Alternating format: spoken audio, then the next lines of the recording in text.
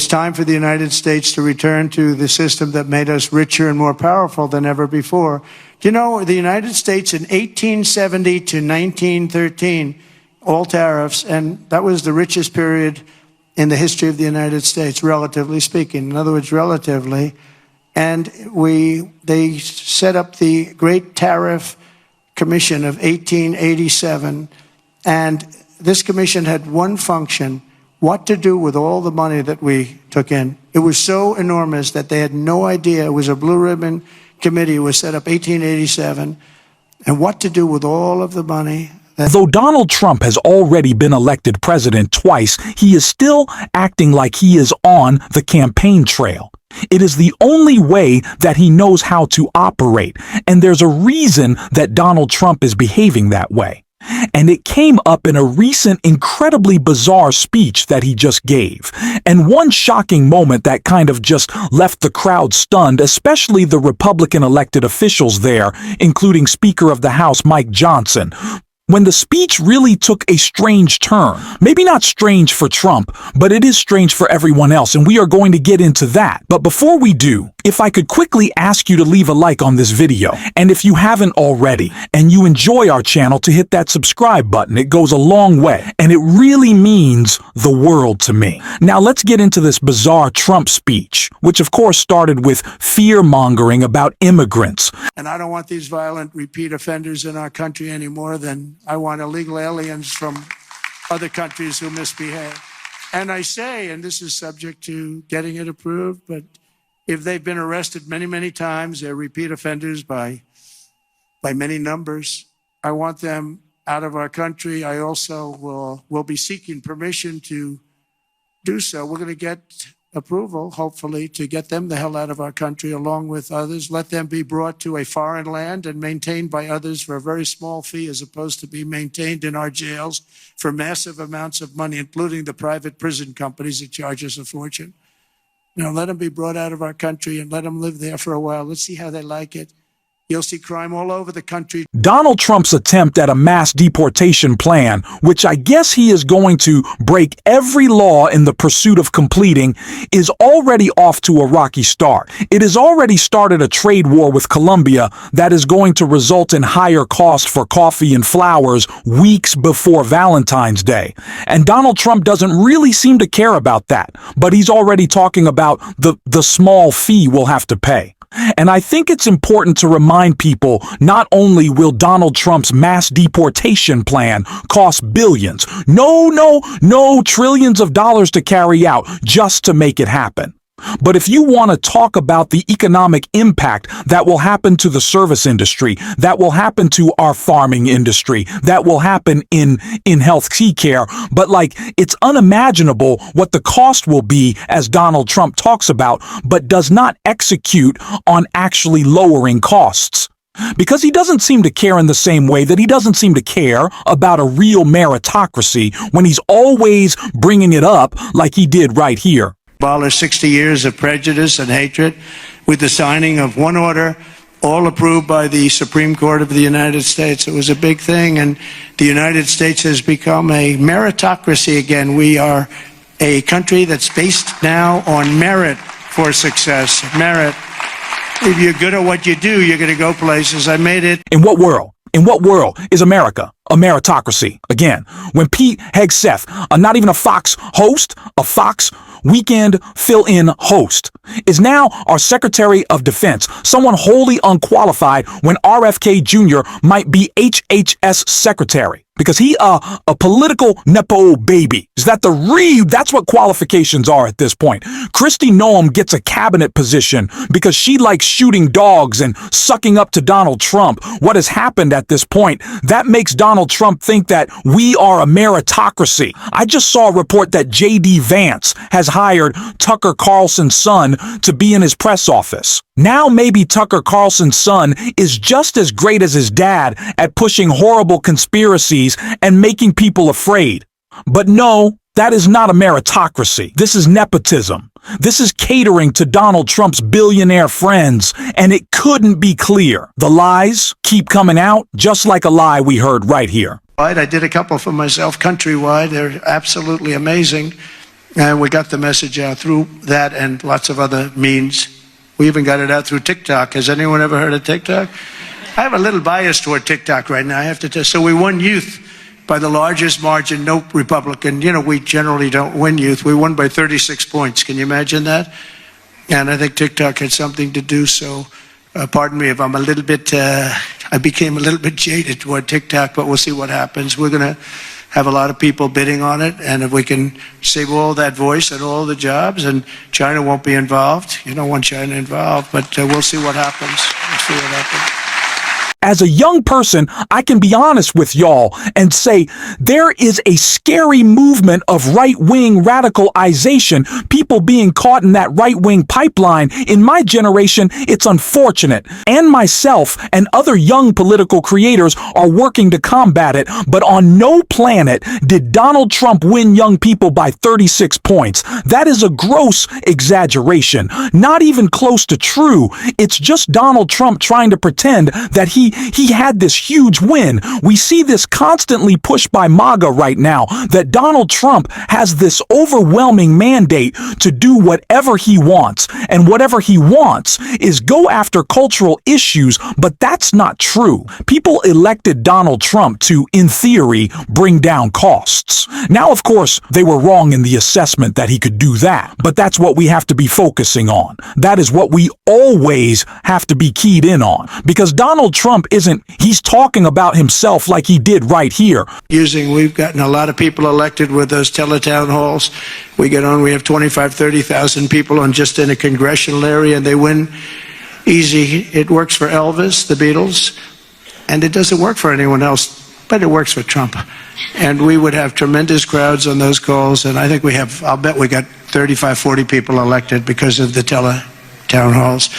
But I did say, how is this man president? How are he's talking about his town halls and how he's like the Beatles and Elvis and so many people want to watch? He really does think that our government is reality TV show.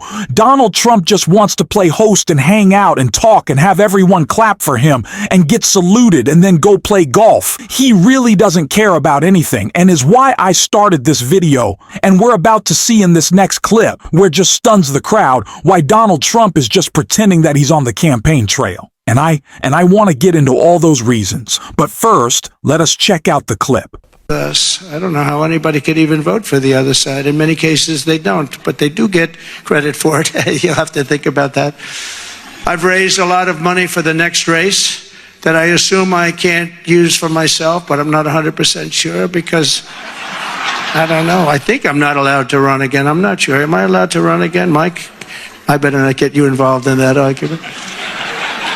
No, we raised a lot of money, a tremendous amount, and our teletown halls are something that's very special that nobody else is able to even contemplate using. We've gotten a lot of people elected with those teletown halls. So we see Trump there speculating about, well, can I run for office again? Am I going to? Maybe I will. And there's a couple of reasons for that one, because Donald Trump wants to pretend that he's always on the campaign trail if he is. It's easier for him to not be held accountable for not following up on any campaign promises, because he's still pretending like he's campaigning.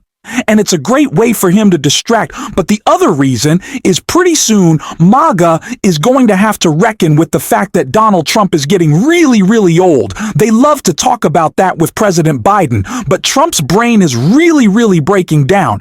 He's losing it very quickly, and it's abundantly clear they're going to have to figure out who the leader of their party is. And Donald Trump doesn't like that. He's a lame duck president. He wants to stay in power, and he wants his hold over MAGA. And if he's not running again and he has no influence, and let's say Democrats take the House and the Senate 2 years, he won't be able to pass anything. What will Donald Trump be able to do? The only way that he can assert his power is by continuing to break the law like he likes to. And if he's breaking the law by running for another term, he's probably going to break the law however he wants. And it's also a distraction. It's also in part what this is. And Donald Trump can get us talking about, is he running for another term? 2028. We don't need to look at 2028. I think 2025 is really important. I think what's happening right now is plenty good and plenty relevant to talk about all these members of the mainstream media.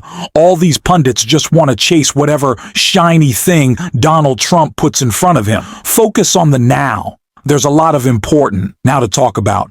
I see all these conversations of which Democrat is going to be the nominee in 2028. How about we focus on how Democrats are combating Donald Trump? Now, I don't think our base or the American people, for that matter, care who our nominee is. Right now, they care about how we're responding to how dangerous and unlawful this administration is, and that's what we have to focus on. And speaking of unlawful, someone who's trying to defend the indefensible of their administration is the Vice President and J.D. Vance. Let's take a look what he had to say. There are 5 legal challenges already to one of the other immigration actions, the order on birthright citizenship. A federal judge appointed by Ronald Reagan, I think you'd agree, has some conservative credentials, paused the order to end birthright citizenship, calling it blatantly unconstitutional. How do you reconcile this challenge to the 14th Amendment to the Constitution? So I obviously disagree with that judge, and these things, some of them will be litigated. That's the nature of our constitutional system. But here's the basic idea of President Trump's view on this. If you are a lawful permanent resident or a legal immigrant who plans to stay, your children, of course, should become American citizens. But let's say you're the child of an ambassador. You don't become... But that's not part of it. Well, that is an important principle, but we're saying that carve-out should apply to anybody who doesn't plan to stay here. If you come here on vacation and you have a baby in an American hospital, that baby doesn't become an American citizen. If you're an illegal alien and you come here temporarily, hopefully, your child does not become an American citizen by virtue of just having been born on American soil. It's a very basic principle in American immigration law that if you want to become an American citizen and you've done it the right way, and the American people and their collective wisdom have welcomed you into our national community, then you become a citizen. But temporary residents, people who come in here, whether legally or illegally, and don't plan to stay, their children should become American citizens. I don't know any country that does that or why we would be different. Well, this is a country founded by immigrants. Well, this is a country founded by...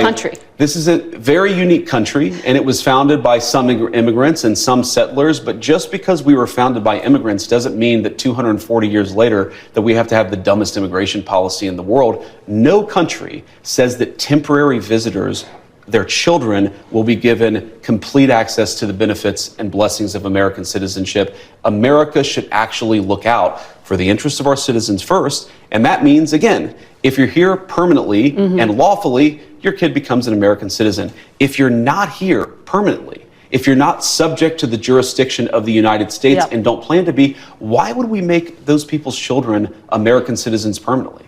J.D. Vance is just such a squish.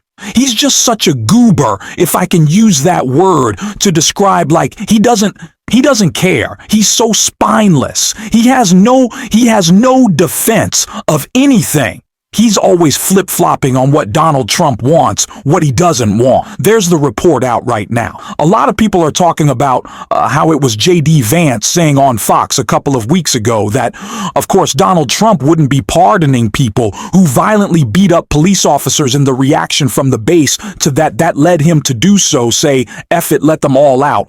And so I think J.D. very much misunderstands where his boss is coming from, and he's trying to suck up to Trump as much as he possibly can. It's the only way he can have any authority.